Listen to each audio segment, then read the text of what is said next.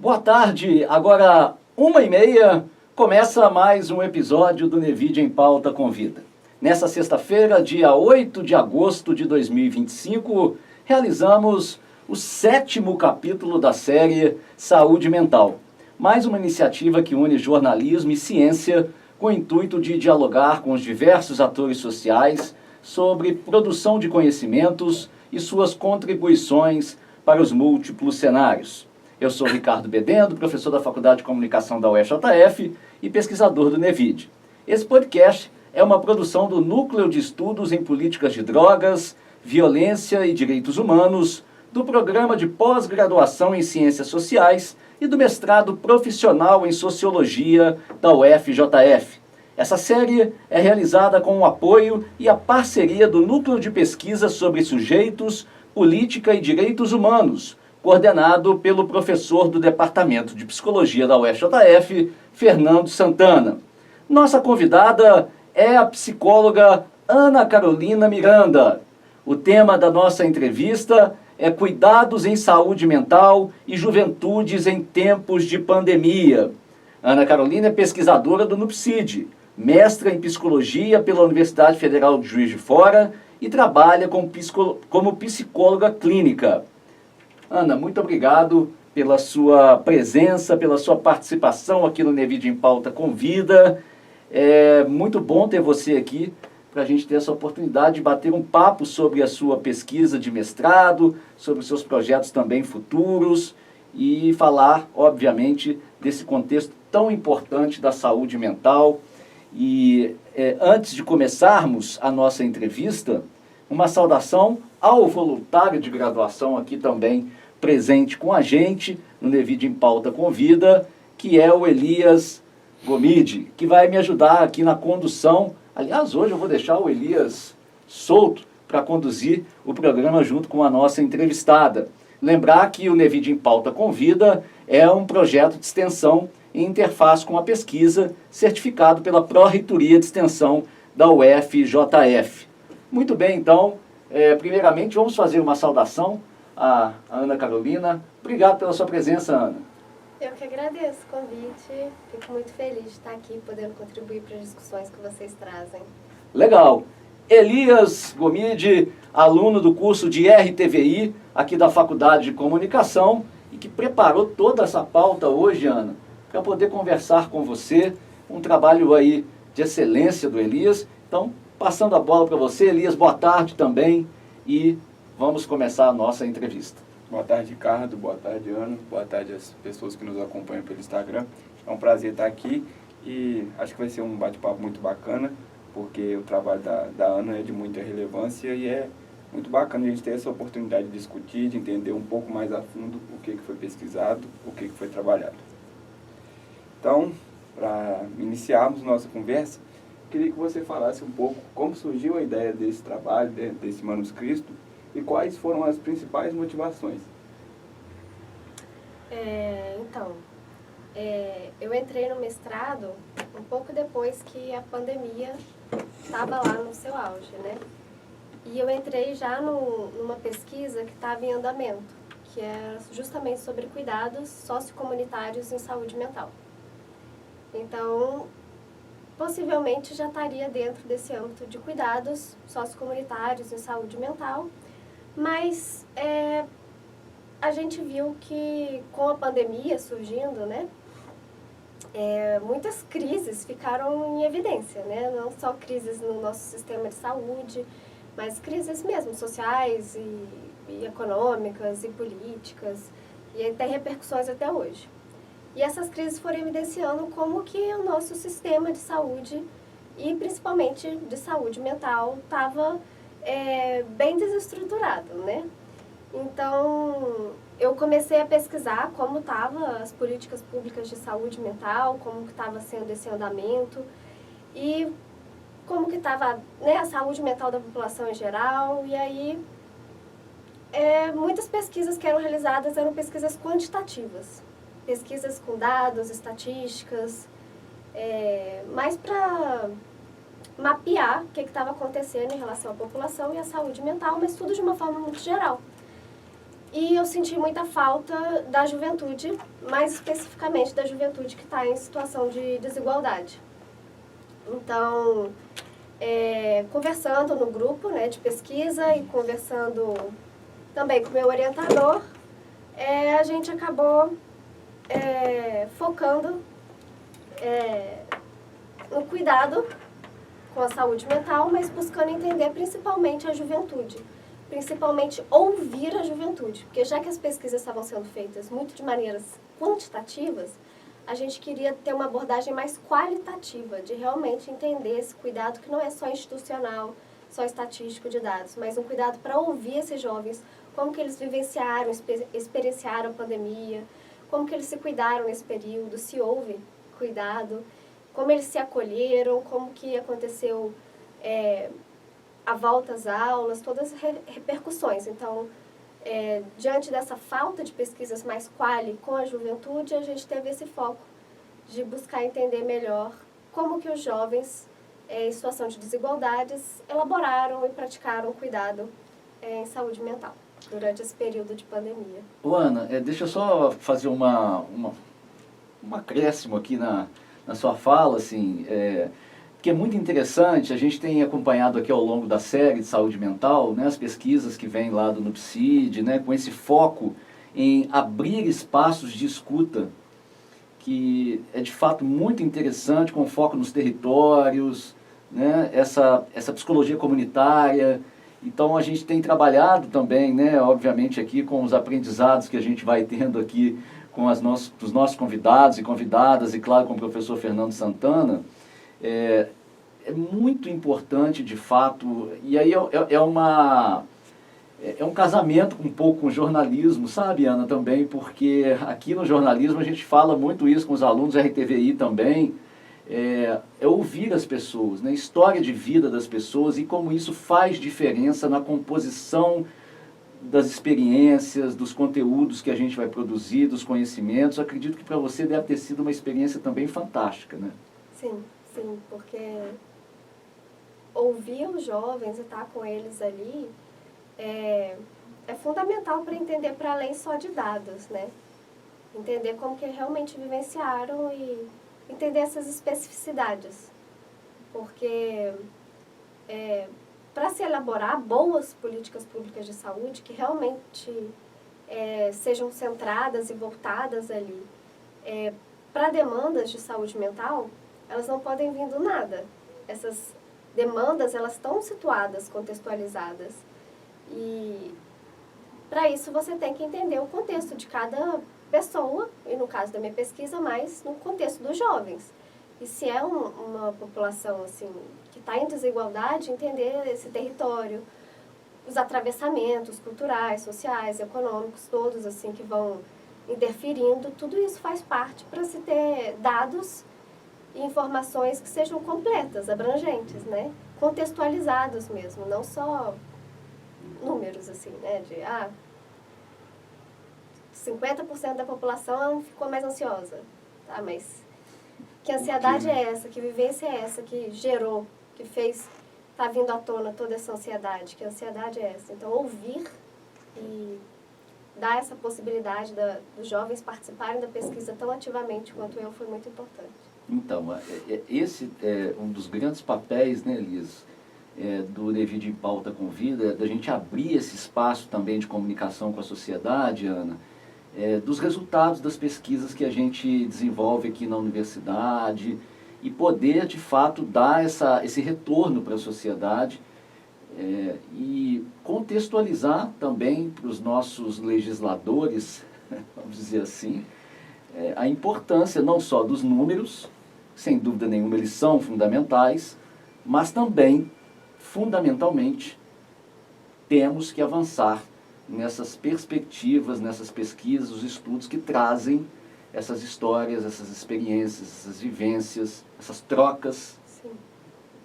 E eu acho legal acrescentar que realmente essa crise do coronavírus, da pandemia de 2019, não foi fácil para ninguém, mas ao mesmo tempo abriu os olhos para muita coisa que estava escondida, muita coisa que ficava guardada lá no fundo do baú e que às vezes a gente nem sabia, né? Então, por mais que tenha sido dolorido, né? Muitas pessoas tiveram perdas, abriu-se o espaço para muitas discussões, né? E é mais uma que estamos fazendo aqui nesse momento. Para dar seguimento, quero te perguntar, Ana, logo nas primeiras páginas da dissertação, foi colocado que o sofrimento psíquico por parte dos jovens já apresentava um crescimento significativo antes mesmo da pandemia. O que pode ter favorecido esse crescimento? Na sua análise, como este cenário pré-pandemia afetou os cuidados durante a crise sanitária? Realmente,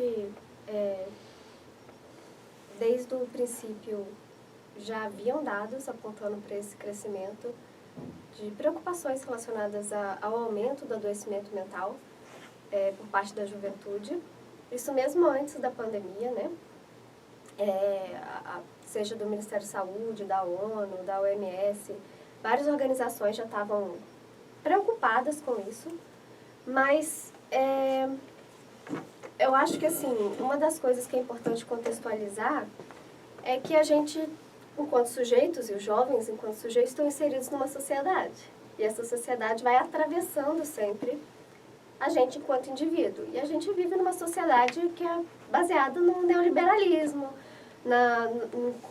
numa competição, em comparações. As redes sociais já vinham muito aumentando e agravando, né, esse uso e essas comparações, pressões por conta das redes sociais, o individualismo, dificuldades de se manter na escola, dificuldades para se ter perspectivas mesmo de futuro, de um emprego que realmente fosse dar qualidade ali, né? Então, foram muitos os fatores que estavam se agravando já antes da pandemia.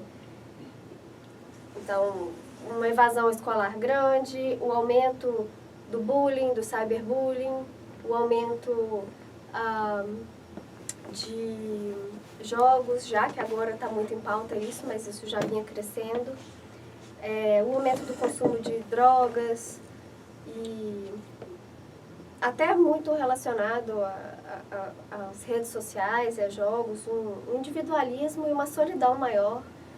Então, conflitos familiares, tudo isso já estava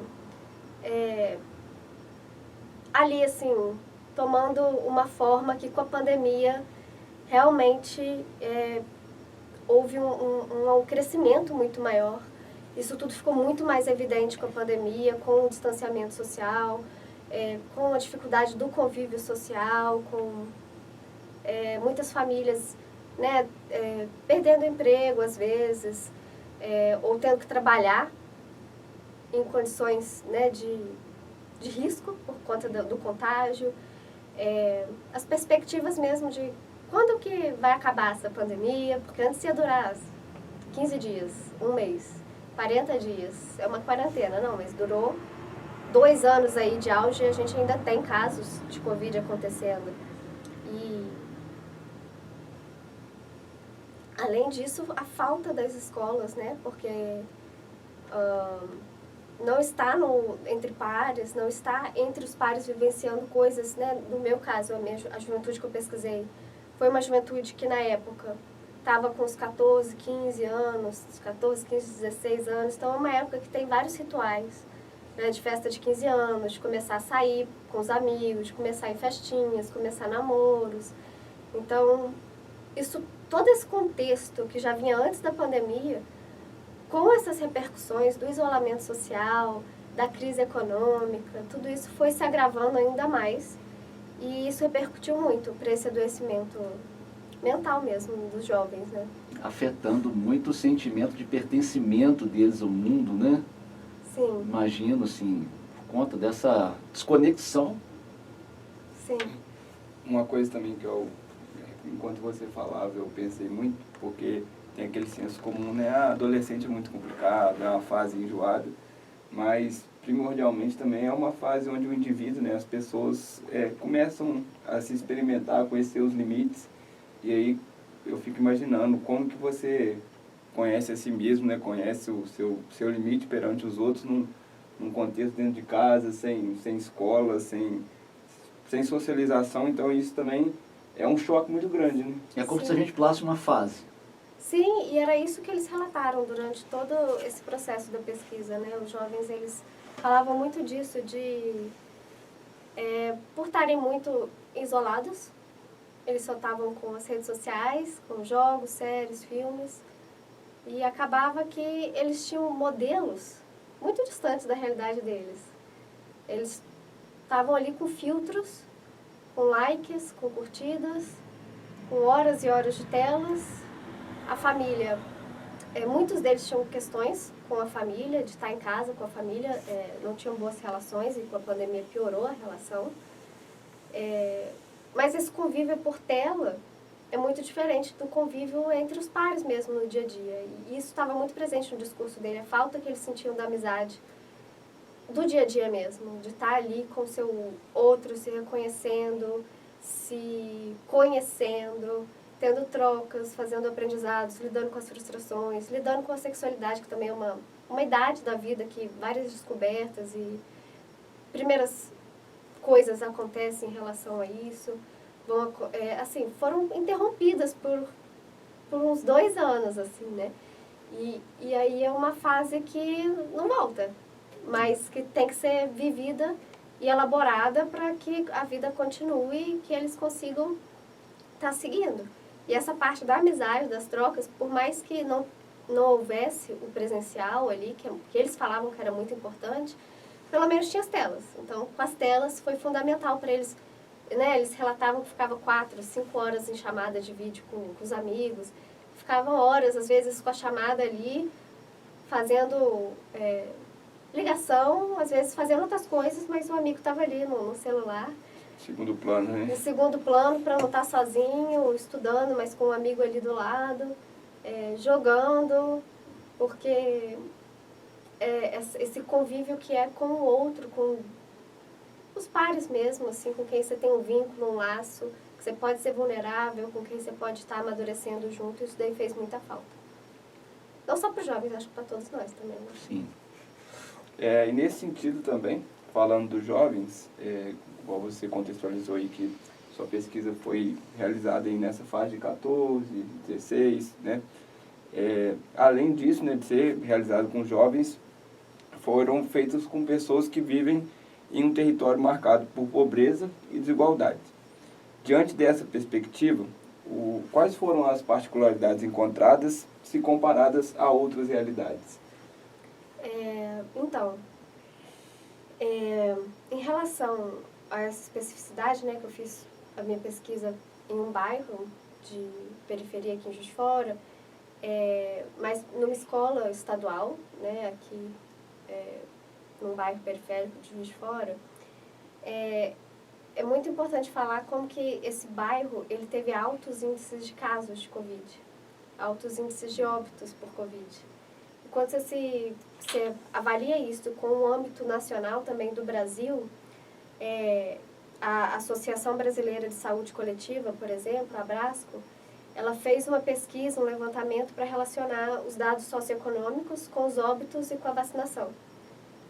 E esses 2 fatores, né, os índices socioeconômicos, estavam extremamente relacionados aos óbitos e aos índices de vacinação.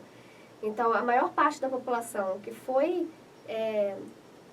infectada, que veio a óbito, que demorou a ter acesso à vacinação, foram os negros, os quilombolas, os indígenas, os mais pobres, as pessoas de periferia. E essas foram os que mais sofreram repercussões. Então, por mais que todo mundo estivesse no mesmo barco, né, não era o mesmo barco em si, né? A Abrasco até falou, né, dentro de um documento que eles emitiram, que a maioria das mortes por Covid tinha idade, tinha endereço, tinha cor de pele e tinha situação financeira bem definida. Foi um documento da Abrasco de 2022 e foi muito pertinente também com essa localização que eu fiz a minha pesquisa num bairro que essas desigualdades estavam presentes, em que várias situações, né, de pobreza estavam presentes e isso afeta, né, o território. Do mesmo jeito que eu falei que a gente é atravessada por esses contextos, né, culturais, sociais, econômicos, políticos, o território faz parte também desses atravessamentos. Então, a forma como esses jovens vivenciam essas desigualdades, essa pobreza, o acesso que eles têm às coisas, afeta também a forma como eles vão formando a subjetividade deles, a identidade deles, como eles vão se relacionando com o outro, com as perspectivas de futuro, mas também afeta como eles vão se cuidar. Afeta as práticas de cuidado, afeta as práticas de cuidado em saúde mental. Então, como a minha pesquisa voltou para o cuidado na saúde mental, todo esse contexto estava influenciando diretamente a forma como eles estavam se vendo, vivenciando a pandemia, mas também se cuidando diante da pandemia. E teve a especificidade de, como eu mencionei, de vários familiares perderem emprego, ou dos familiares estarem correndo risco, tendo que ir trabalhar. Teve familiares que iam trabalhar e iam sem máscara, porque achavam que é só uma gripezinha. Lidaram muito de perto com a morte? Alguns lidaram bem de perto com a morte. E além, né, dessa situação de morte, muitos falaram que a situação financeira ficou bem ruim. Vários não, né? Assim, teve um caso de um jovem que até foi despejado, que a família teve que se dividir para ficar em casa de parentes. E fora a questão da escola, porque eles estão em época de entrar para o ensino médio. Então, em época de vestibular. E como eles estavam numa escola estadual, a diferença de estar em uma escola estadual e do particular foi muito diferente. Em relação à rotina de estudos, o atraso em relação aos estudos, o que a escola oferecia, porque o Estado oferecia os PETs, né, que eles faziam os exercícios e entregavam sempre regularmente esses exercícios, mas as escolas particulares estavam tendo aula online. Seguiram com as aulas, seguiram estudando para o Enem, seguiram estudando com o PISM. Eles não, eles tinham que ter uma rotina entre eles, o que era muito difícil, manter essa rotina, sem essa ajuda da escola, mais perto, assim, né, dos professores também.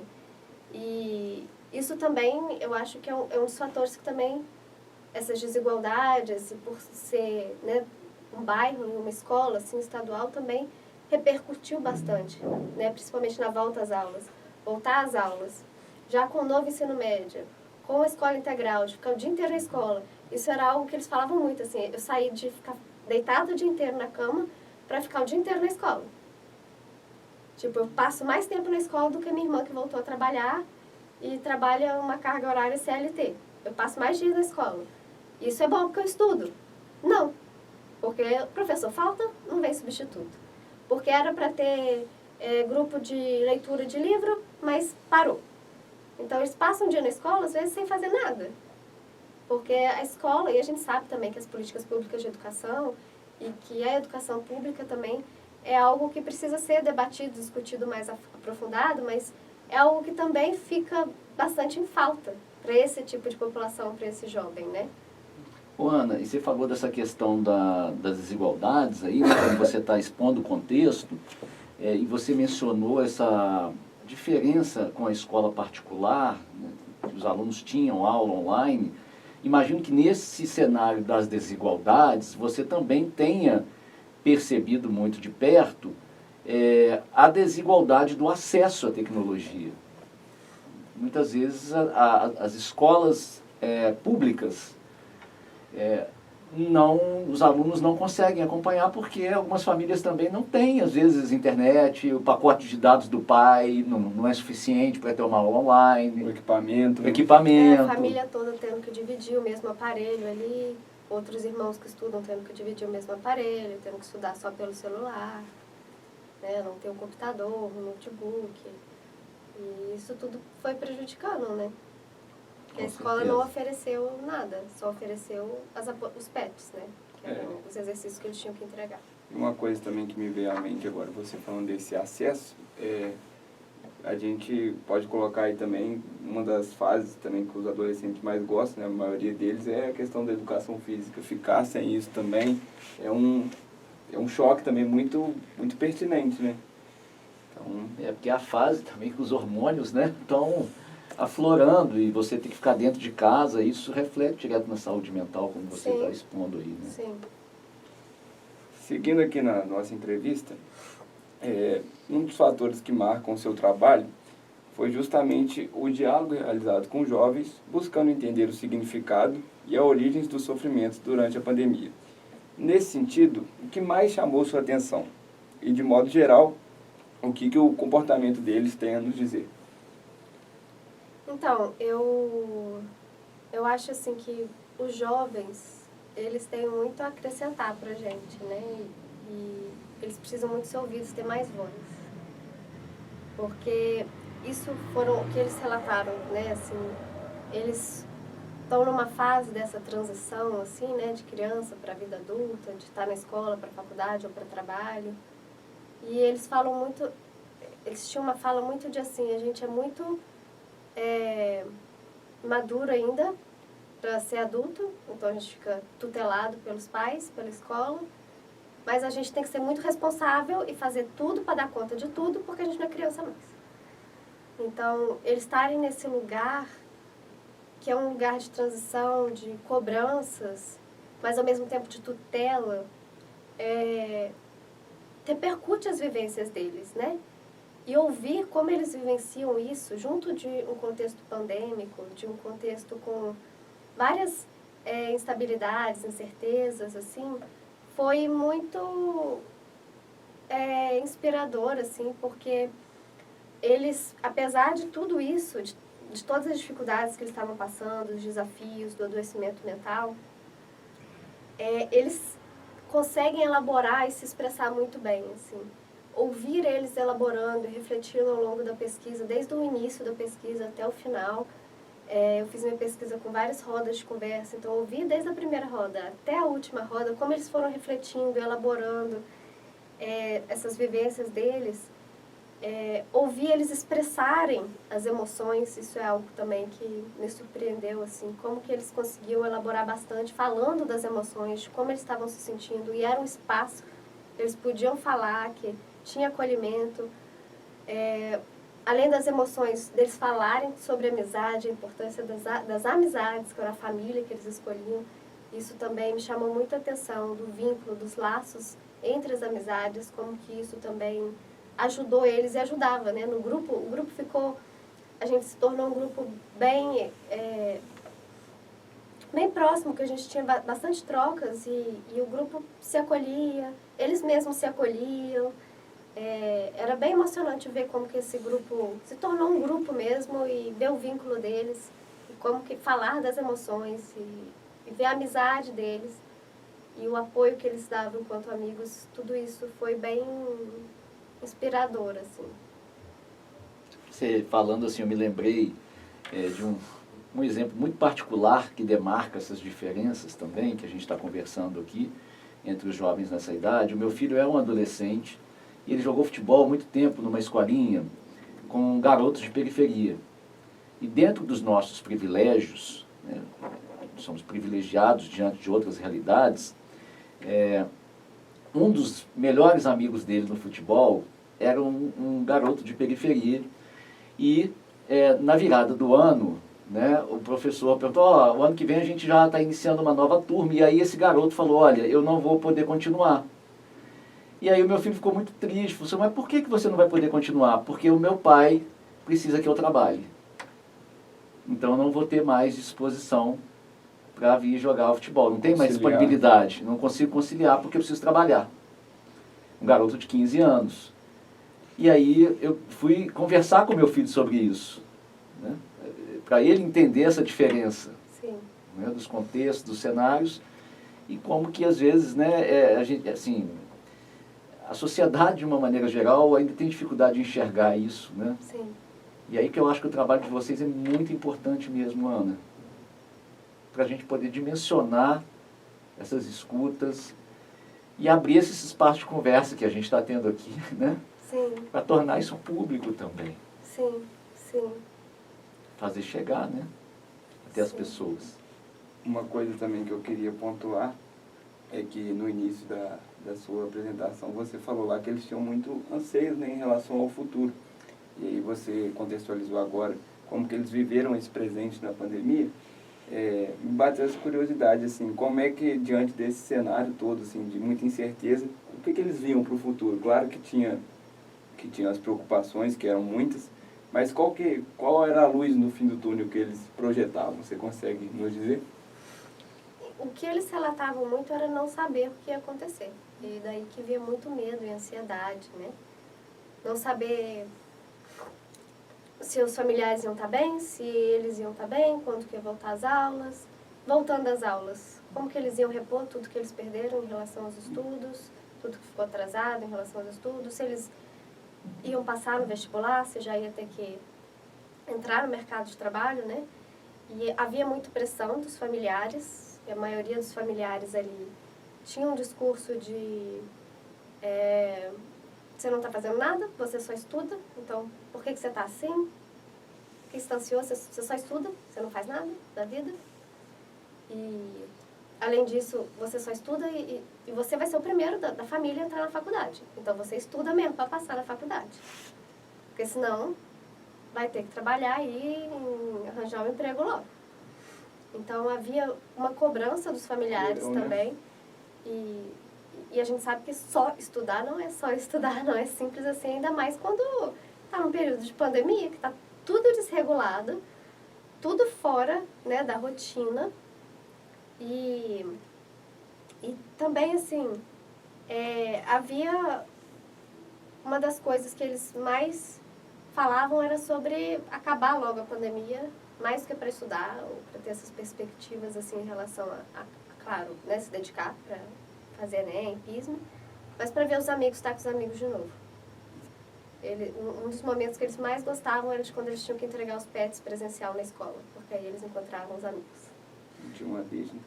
Uma coisa que eu lembrei aqui também agora, falando de experiência particular, nesse contexto de pandemia também, ainda tinha essa questão de estudar, de não saber de nada e ainda se propor a fazer uma prova de máscara. Nossa, isso aí também, claro que cada um reage de uma forma, mas isso aí, se tratando de Brasil, em janeiro, você passar um ano todo... Para os mais jovens é mais difícil. Sim. Né? Então, Sim. é mais uma colocação também que é muita coisa que ficou debaixo dos panos e ter essa oportunidade da gente debater é muito interessante. Sim. Sim. Você colocou, conforme o passar do tempo, foi criado um vínculo maior entre você e os adolescentes. E que, a partir disso, os relatos começavam a ser mais profundos. Queríamos que você nos contasse como foi a trajetória para obter a confiança e o respaldo desse público. Então, eu estava um pouco receosa, para falar a verdade, para trabalhar com jovens, principalmente vindo assim na escola logo após esse período de pandemia. E acho que talvez eu também tinha um pouco dessas questões aí de adolescentes, né, mais difícil trabalhar com eles, mas eu fui logo muito bem recebida na escola. A escola, os professores, a diretora, a coordenadora, sempre me receberam muito bem lá na escola. Eu acho que, assim, uma das coisas que ajudou foi o fato de que os professores faltavam. Então, eles me viam lá e falavam, vem ficar com os jovens aqui no horário que eles não estão com aula, porque o professor não veio, então a psicóloga vai lá. Mas, assim, estar em contato com os jovens, eu acho que ajudou muito eu falar pouco e deixar eles falarem. Eu levava dinâmicas nessas rodas de conversa que eu fiz com eles. Eu levava jeitos mais dinâmicos de fazer eles falarem. E depois era só ouvir eles e deixar mais livre para a partir do que eles falavam, assim, escreviam, faziam na dinâmica, eles se acolherem, eles se apoiarem. E quando precisava eu também participava desse acolhimento ali. Eu também me emocionava, eu também ficava tocada com as vivências deles, com o que eles traziam. E eu acho que foi sendo construído naturalmente, assim, de permitir esse lugar de fala para eles e de ouvir e também, às vezes, uma vez ou outra, relatar da minha parte também as minhas vivências, fora das rodas de conversa, né? Durante os intervalos, assim, eu conversava muito com eles. Eles me questionavam bastante coisas sobre faculdade, psicologia, sobre a minha vida mesmo, e aí eu falava também sobre um pouco sobre mim, assim. A gente falava de outros assuntos e eu acho que foi um espaço que houve muitas trocas. tanto para pesquisa, porque a pesquisa foi praticamente eles que foram me dando tudo que eu precisava para fazer a pesquisa, né? Eles têm uma autoria conjunta comigo, mas também para ter trocas de experiências de vida, assim, né? De ouvir eles sobre a vivência deles, assim, em geral, e também falar um pouco de mim. E eu acho que foi bem bacana, assim. No final a gente fez um lanchinho com os docinhos e a gente tirou um monte de foto, né? Não pode divulgar por conta do sigilo, mas vou guardar essas fotos com carinho, assim. Ana, acho que você está falando de vínculos, né, estabelecidos, assim. Essa relação de confiança nesses contextos de desigualdades e com esse público jovem me parece ser ainda mais estratégico para o trabalho. Eu acho que isso, queria que você falasse um pouquinho sobre isso, sobre esse processo de construção da confiança, para que eles pudessem realmente se abrir. Como isso foi importante para a sua pesquisa. Eu vejo muito essa construção de confiança vindo naturalmente. Não consigo perceber cada estágio, o que foi feito em cada etapa, assim, o que aconteceu. Só ia havendo uma empatia, acho que talvez uma sensibilidade, de mudar de assunto quando era necessário, de não tocar mais em assuntos por um tempo, de deixar eles falarem o que eles queriam falar também no dia, mas ao mesmo tempo levar dinâmicas para seguir com o projeto de pesquisa, mas eu acho que era um momento que havia espaço para falar, que em outros lugares eles não tinham muito, né? É algo que está na dissertação e nas falas dele, como que eles não tinham espaço para falar em casa, porque se eles falavam alguma coisa, o que vinha dos pais era: não tem por que você estar triste, ansioso. Na sua idade eu trabalhava, já era mãe, já era pai, já tinha um monte de responsabilidade, você está aí só estudando. Ah, você está assim, mas olha só o que aconteceu no meu trabalho, aconteceu isso, isso e isso, eu tenho ainda isso, isso, isso para fazer, coisa de família, você não tem essas responsabilidades todas, não tem por que você estar assim. Então, acho que não havia muita validação, assim. E estar ali nesse momento era algo que, tudo que eles relatavam, os outros amigos também tinham vivenciado ou estavam vivenciando. E é claro que a minha vivência foi bem diferente. Estou bem de fora do bairro e do contexto deles, da vivência deles de ainda estar na escola. Mas eu dava espaço para eles falarem, assim, e para eles se sentirem à vontade de falar. E quando queriam conversar fora dali também, né, precisar mais de uma parte pesquisadora, psicóloga, Ana Carolina, né, dava para tudo, mas ao mesmo tempo dava para conversar individualmente com um ou com o outro, ter algumas trocas. Para além disso, ouvir um pouquinho com mais cuidado, fazer umas orientações, um acolhimento diferenciado, mas o grupo em si se acolhia muito. Então eu acho que eles, por serem já muito amigos, eles falavam que depois das rodas de conversa, às vezes eles saíam e continuavam as conversas lá fora. Eu ia embora e eles continuavam ainda conversando. E eles falaram que depois das rodas de conversa eles ficavam mais próximos, eles se sentiram mais próximos. Então eu acho que essa confiança, para além de mim, assim, é muito deles entre eles, é um acolhimento muito deles com eles. Eu acho que eu só estava ali meio que de fora. Eles é que também estavam se acolhendo e confiando muito um no outro. E eu acho que foi bonito ver. Conforme você foi falando, acrescentar a pergunta do Ricardo aí, já que você colocou aí que essa construção foi feita de maneira muito natural, me veio a curiosidade, como é que foi o primeiro contato, a primeira reunião, como é que você foi acolhida? Então, igual eu falei, eu fui super bem acolhida lá no primeiro dia que eu fui. Um professor não foi dar aula, e aí a vice-diretora falou assim: a psicóloga está aqui, vai lá, você vai fazer pesquisa com jovens? Pode pesquisar já. Já começa de uma vez. E aí eles saíram da sala para ir para um espaço diferente da escola, que fica mais em roda, em círculo, então todo mundo estava se vendo. E eu ia fazendo umas perguntas para eles começavam sempre fazendo piada, sempre rindo, sempre conversando entre eles, assim, aí depois respondia alto. E a partir desse primeiro contato, as outras rodas, eles foram largando, né, as piadas e refletindo mais, aprofundando mais as questões. Eles foram tocando em assuntos mais sérios, mais delicados. E aí, às vezes, uma vez ou outra tinha piada sempre, mas as respostas começaram a ficar mais reflexivas, mais sérias.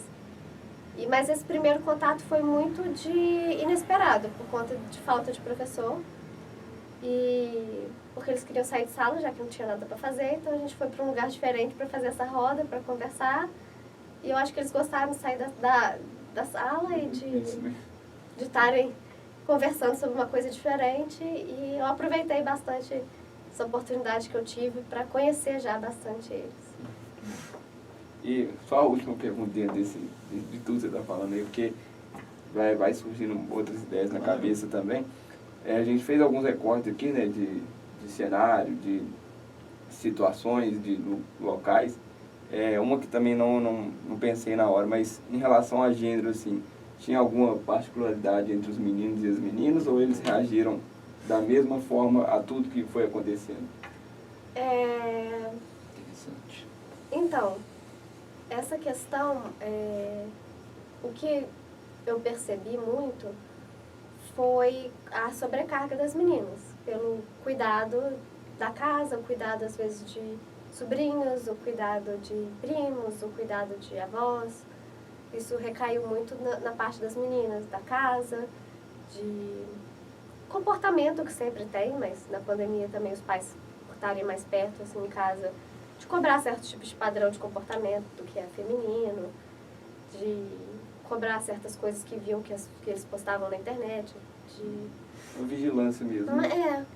E dessa sobrecarga de casa, de atividades, né, mais de trabalho reprodutivo, assim, de cuidados, né, justamente minha pesquisa foi sobre cuidados, os cuidados que não eram de saúde mental, mas cuidados da casa, de familiares, era muito com as meninas.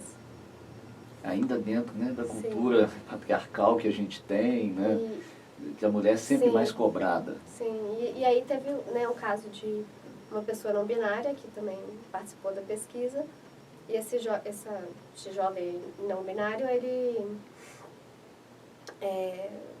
preconceito e discriminação da família, né, assim, não aceitação, como que isso repercutiu bastante. Relatos bem fortes, assim, da vivência desse preconceito e não aceitação dentro de casa, né. Seguindo aqui, em relação às práticas de cuidados citadas, foi possível perceber uma lacuna no que diz respeito ao auxílio emocional, sobretudo a quem recorrer. Os relatos nos dizem sobre um enfoque muito grande na saúde física, cuidados do corpo e alimentação. Sob o olhar da psicologia, o que faltou aos órgãos e às instituições públicas para preencher essa demanda? Então, o que eu observei muito em relação aos órgãos, instituições públicas e os meios de comunicação também, né, que vocês fazem parte, era justamente ter essa delicadeza, esse tom de ver o indivíduo, o humano. E o que todo mundo estava passando enquanto humanidade, assim. Porque, né, falar, fique em casa. Tá, mas você vai ficar em casa como? Fazendo o quê? O que você está sentindo? É muito simples só jogar essas frases que a gente via na pandemia. E era isso que eles relatavam também. Eles falaram que não havia comunicação em relação a cuidados de saúde mental. Nada em relação à psicologia, assim. Os meios de comunicação e as instituições falavam que era para usar álcool em gel, máscara e ficar em casa. E vai passar, né? E vai passar. Quando? Não sabemos, mas a que custo? Não sabemos, mas como se cuidar em casa? Como cuidar da saúde mental em casa? Como lidar com as angústias e incertezas? Nada disso foi feito pelos órgãos e instituições de saúde e pelos meios de comunicação, né? Era muito assim, vai ser um período em que a gente vai voltar transformado, esse período de muita introspecção, autoconhecimento. Novo real. Um novo real, mas isso não era muito abstrato, era muito pouco para se falar realmente das angústias, das vivências que envolviam estar numa pandemia e estar em isolamento social, num cenário incerto. E esse cuidado para além de vacina, tome a vacina, use máscara, use o álcool em gel, não tinha. E eles falavam, os jovens falaram muito de como eles sentiam falta disso, né? Eles falavam muito, eu até separei aqui algumas frases, né? Por exemplo, teve um jovem que falou assim, eles não comunicaram nada do que fazer depois de ficar em casa. Tipo, vou ficar em casa, e aí?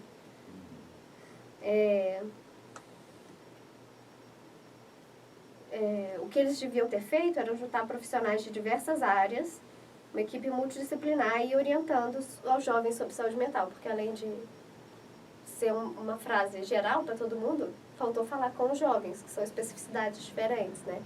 Faltou esse conjunto de profissionais e dos profissionais dos meios de comunicação estarem realmente comunicando e orientando um cuidado, para além de ser um cuidado abstrato, mas um cuidado que visse a população e a saúde mental da população, que visse os jovens e a saúde mental dos jovens. Falasse a língua deles.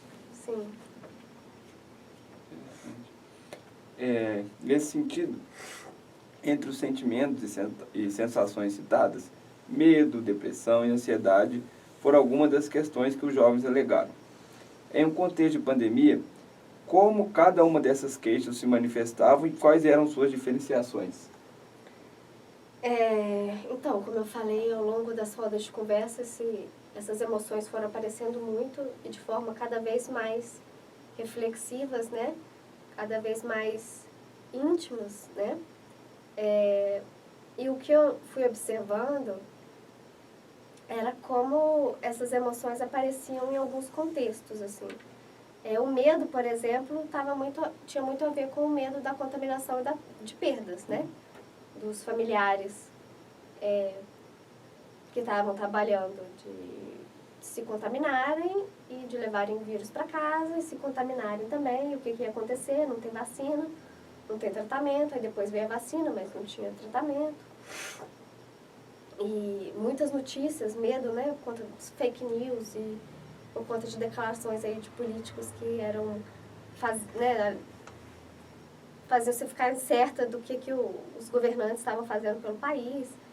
E, além disso, também, muitas notícias de mortes, de óbitos. E o pessoal, né, durante a pesquisa, eles falavam muito assim de... a gente sabe, alguém tem dengue, a gente sabe que tem dengue, está ali no quarto, a gente vai lá ajudar. Mas agora, com a Covid, não, você não pode nem estar perto. O familiar, o amigo morre, você não pode nem ir no velório, não pode ter velório. Então, parece que a pessoa só some, ela desaparece. E eu acho que, quando eles falavam do medo, aparecia muito esse medo das perdas e das notícias, né, das informações que circulavam na época. Tanto em relação à Covid, quanto até do contexto político mesmo. Em relação à ansiedade, eu observava muito receios em relação à mudança de rotina, cobranças dos pais para estudarem, a autocobrança deles para estudarem, muita comparação com as redes sociais, muita pressão estética por conta do que eles estavam vendo nas redes sociais, muita pressão também por conta de ver, né, esses influencers, artistas, todos, né, bem de vida aí, e eles, né, mal em casa, sem ter recurso nenhum para aproveitar essa pandemia, em casa, sem fazer nada do que esses famosos estavam inventando de fazer aí. E muita tristeza por não ter participado de rituais, de festas de 15 anos, de estar conseguindo fazer as provas e estudar direito para as provas, de não estar conseguindo manter rotina de estudo, tristeza por estar longe dos amigos, de tristeza por não poderem encontrar os amigos presencial. E, assim, teve todas essas emoções que eram mais negativas, né, desconfortáveis, mas, ao mesmo tempo, eles sempre traziam a amizade. Então, pelo menos a gente conversou aquele dia, pelo menos a gente ficava conversando por videochamada, pelo menos a gente se ligava, pelo menos eu fiz amizades online, como que as amizades ajudavam eles a ter pelo menos esperança de que esse momento ia passar, de ter um apoio, de ter uma validação, de estarem compartilhando o que eles faziam, assim, mandavam fotos, vídeos e ficar feliz um pelo outro, o que eles conseguiam fazer. Então, essa amizade, eu acho que o cuidado principal que a minha pesquisa mostrou, assim, é um cuidado realmente de poder ter espaço para expressar as emoções e um cuidado de redes de afeto pelas amizades, assim. O cuidado que eles mais conseguiram elaborar e colocar em prática em relação à saúde mental foi conseguir falar das emoções e estar com essa rede de amizades, assim, para se apoiarem.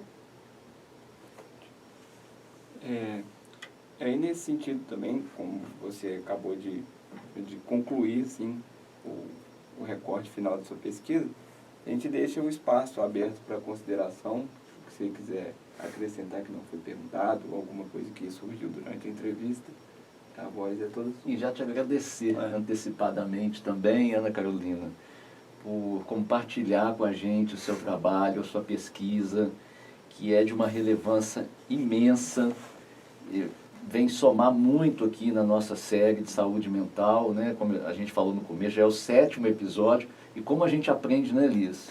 Cada episódio Cada episódio a gente assim, aprende muito, e tenho certeza que as pessoas também que acompanham têm essa oportunidade de aprender junto com a gente, porque a gente aqui também procura o máximo possível falar a língua de todo mundo, assim, né? O mais universal possível.